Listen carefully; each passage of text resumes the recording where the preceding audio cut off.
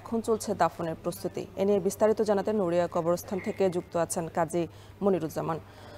মনির, আবুল কালাম আজাদের দাফন সম্পন্ন হয়েছে কিনা জানাবেন।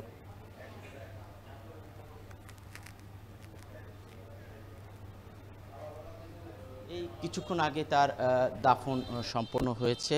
আজ সকাল ৯টায় তার গ্রামের বাড়িতে তার প্রথম দ্বিতীয় জানাজা শেষেই কিছুক্ষণ আগে নড়িয়া কেন্দ্রীয় জামে মসজিদের যেই কবরস্থান রয়েছে সেই কবরস্থানে তার জানাজা শেষে এখন কিন্তু তার মোনাজাত হয়েছে এবং মোনাজাত শেষ হয়ে গেছে।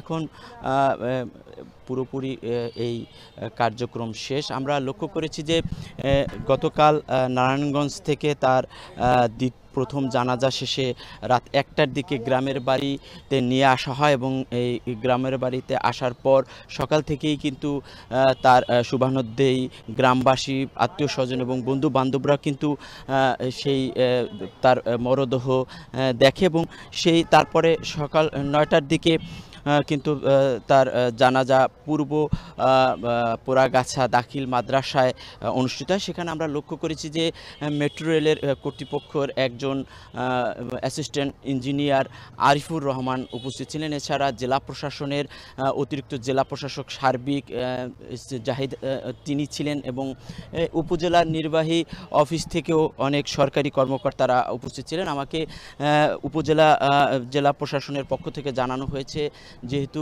এটি একটি দুর্ঘটনা এবং মেট্রো রেলের পক্ষ থেকে, সরকারের পক্ষ থেকে এই ক্ষতিগ্রস্ত পরিবারের পাশে সরকার দাঁড়াবে এবং সেই ক্ষেত্রে মেট্রো রেল একটি সিদ্ধান্ত নিয়েছে যে যেহেতু আবুল কালাম আজাদের স্ত্রী একজন শিক্ষিত এবং তাকে যাতে এই মেট্রো রেলের যে কোনো একটি চাকরিতে দেওয়া যায় এমনটাই তারা চিন্তা করছেন। যেহেতু আবুল কালাম আজাদের দুটি শিশু রয়েছে, অবুঝ শিশু, এবং তাদের ভবিষ্যতের কথা চিন্তা করে এই সিদ্ধান্ত নিয়েছে এবং এছাড়াও তাদেরকে সার্বিকভাবে আর্থিকভাবে বিভিন্নভাবেই সরকারের পক্ষ থেকে সহযোগিতা করা হচ্ছে।